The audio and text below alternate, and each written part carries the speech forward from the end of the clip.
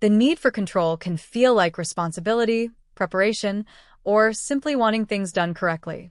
But when uncertainty becomes difficult to tolerate, you may start monitoring people, planning every detail, correcting small mistakes, or becoming anxious when situations don't follow your expectations. Control can provide temporary relief because it creates the feeling that nothing can surprise you. The deeper issue, however, is often not the desire to control everything itself, but the fear of what might happen if you cannot. Number 1. Fear of uncertainty. Uncertainty means you don't know exactly what will happen next, and that lack of information can feel uncomfortable. You may repeatedly check plans, ask for updates, or mentally prepare for every possible outcome. The more you try to eliminate uncertainty, the more sensitive you can become to it. Learning to tolerate reasonable unknowns can reduce the pressure to have every detail decided in advance. Number 2. Past experiences made control feel necessary. If you experience situations where things suddenly went wrong, other people were unreliable, or you had little influence over what happened, control may have become a form of self-protection. You may have learned that staying prepared and watching everything closely keeps you safer. That strategy may have been useful in the past, but it can continue long after the original situation has changed.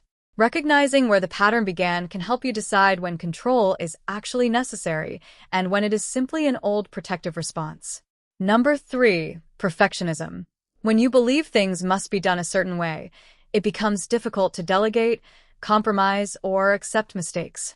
You may redo someone else's work, become frustrated when plans change, or spend excessive time correcting details that have little real impact. Perfectionism can make control feel justified because you are focused on achieving the best possible result. But constantly managing every detail can create exhaustion and strain your relationships. Number 4. Fear of depending on others. Letting other people help requires trust. If you believe that relying on someone will eventually lead to disappointment, you may prefer doing everything yourself. You might struggle to delegate, refuse support, or feel uncomfortable when someone handles something differently from how you would. This can create a cycle where you carry too much responsibility and then feel even more convinced that only you can keep things under control. Number 5. Fear of emotional vulnerability. Sometimes the need for control extends beyond schedules and decisions into emotions and relationships. You may carefully manage what you reveal, avoid difficult conversations, or try to predict how others will respond before allowing yourself to be vulnerable.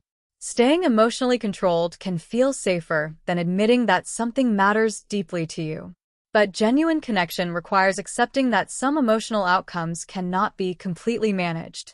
Your need for control may be connected to fear of uncertainty, difficult past experiences, perfectionism, discomfort with depending on others, or fear of emotional vulnerability. The goal isn't to become careless or stop planning. It's to learn the difference between responsible preparation and trying to control outcomes that were never fully yours to control. Real security comes from knowing that even when things don't go according to plan, you can adapt and handle what happens next.